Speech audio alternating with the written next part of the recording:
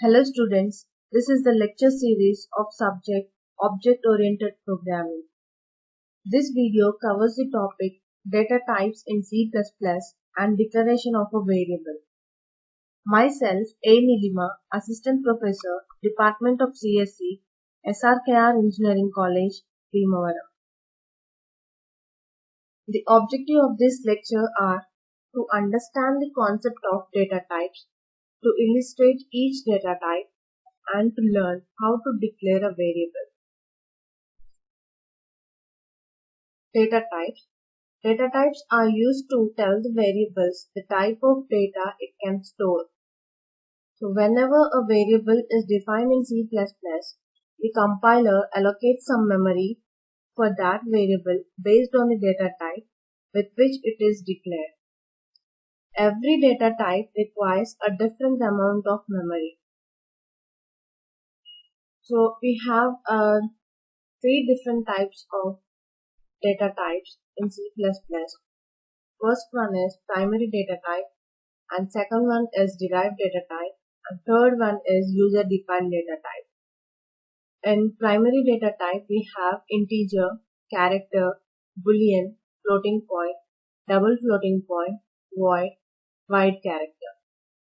And in derived data type, we have function, arrays, pointer, reference. And coming to the user-defined data type, we have class, structure, union, enum, typedef.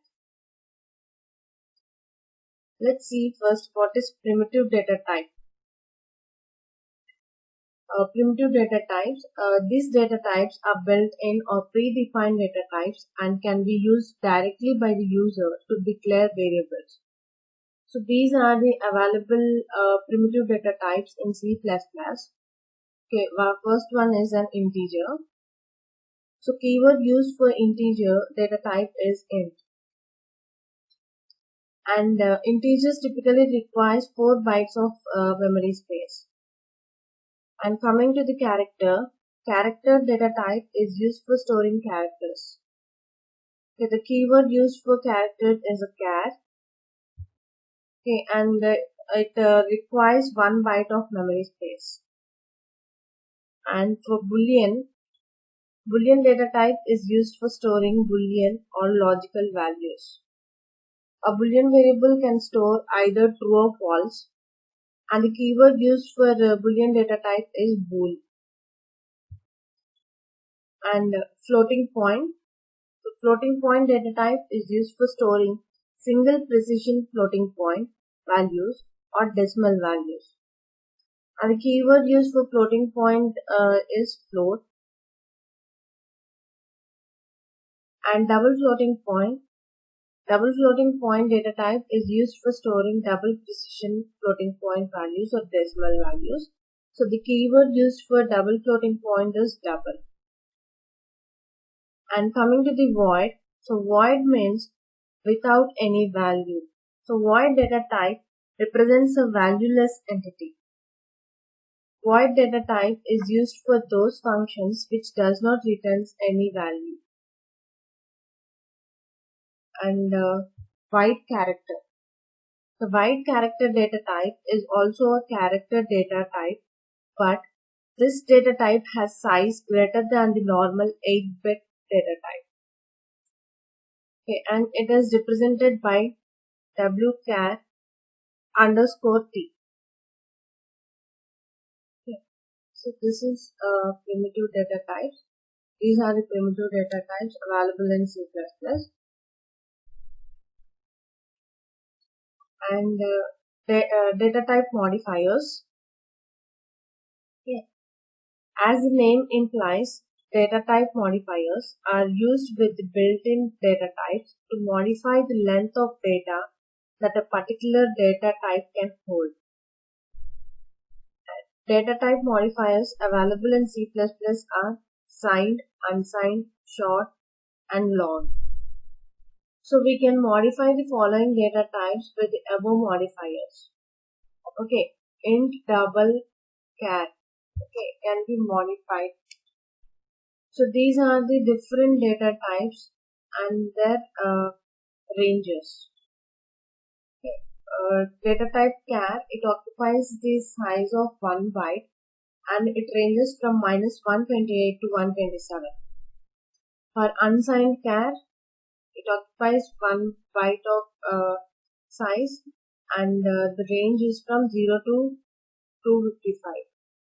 And for short, it is 2 bytes, and for unsigned short, it is 2 bytes and ranges are 0 to 65,535. And int, it occupies 4 bytes of memory. Okay, and unsigned int 4 bytes, for long 4 bytes, and unsigned long 4 bytes, float 4 bytes, double 8 bytes, long double 8 bytes, bool 1 bit, okay, because it occupies either 0 or 1. Okay, and for void, so there will be no size and no range. And for byte character, size is 2 or 4 bytes. Okay, and range is 1 byte character. And the declaration of a variable. C++ is strongly typed language and requires every variable to declare with its type before its first use. So, declaration of variable syntax is, first you have to specify the data type followed by the variable name and semicolon. So, this is the examples for the declaration of variable. So, char C. Okay. So, here char is a data type and a variable name is C. And next example is int a comma b. Okay, here only one variable is declared and here two variables can be declared. Okay, which is of integer data type a comma b. And here we can declare any number of variables. Okay, so here in this example, float x comma y comma z. This x, y, z are the variable names of float data type. And next, derived data type. Okay. The data types that are derived from the primitive or built-in data types are referred to as derived data types. So these can be of 4 types, namely functions, arrays, pointer, reference. Okay. So here I am not discussing in detail about these functions, arrays, pointers because you already learned in C language. So that's why I'm not specifying this. Okay. And next, user-defined data types. Okay.